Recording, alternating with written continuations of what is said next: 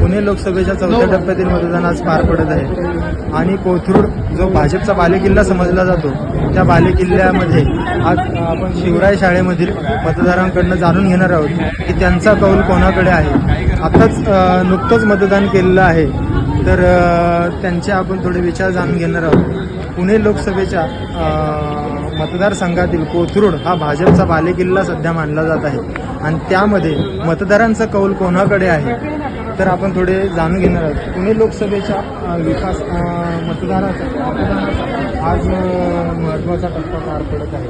चौथ्या टप्प्यातील मतदान झालेलं आहे आणि मतदार राजा आज पुण्याच्या विकासाकरता कोणाला मतदान करणार आहे तर काय सांगतात? भारतीय जनता पार्टीचे अधिकृत उमेदवार मुरलीधर अण्णा मोहोळ यांच्याकडे जास्तीत जास्त प्रमाणामध्ये कल सर्व नागरिकांचा दिसत आहे. अण्णांचं जे कार्य आहे, जे काम आहे हे खरंच वाखाणण्याजोगं आहे. म्हणजे महापौर असताना सुद्धा अण्णांनी जे कार्य केलेलं आहे, काम केलेलं आहे, सगळ्यांसाठी काम केलेलं आहे.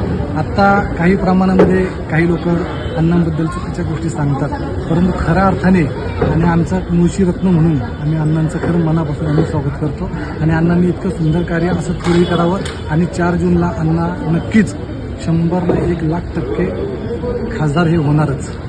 तर हे म्हणजे कोथरूडमधले मुळशीकर जे म्हटले जातात ते स्थानिक मतदार हा अण्णांची एक जमेची बाजू होती आणि त्यांनी ते सांगून आपल्याला दाखवून दिलेलं आहे की कोथरूडमधला जो मुळशीकर मतदार आहे तो साधारणतः भाजपचे उमेदवार मुरलीधर अण्णा मोहोळ यांच्याकडेच त्यांचा कौल असणार आहे. तर हा एक जमेची बाजू भाजपकरता महत्त्वाची ठरणार आहे आणि पुण्याच्या विकासाकरिता मुळशीकरांचं मतदान फार मौलाचं ठरणार आहे. मी नवभारततर्फे युवराज, कोथरूड, शिवराय प्रतिष्ठान हायस्कूल.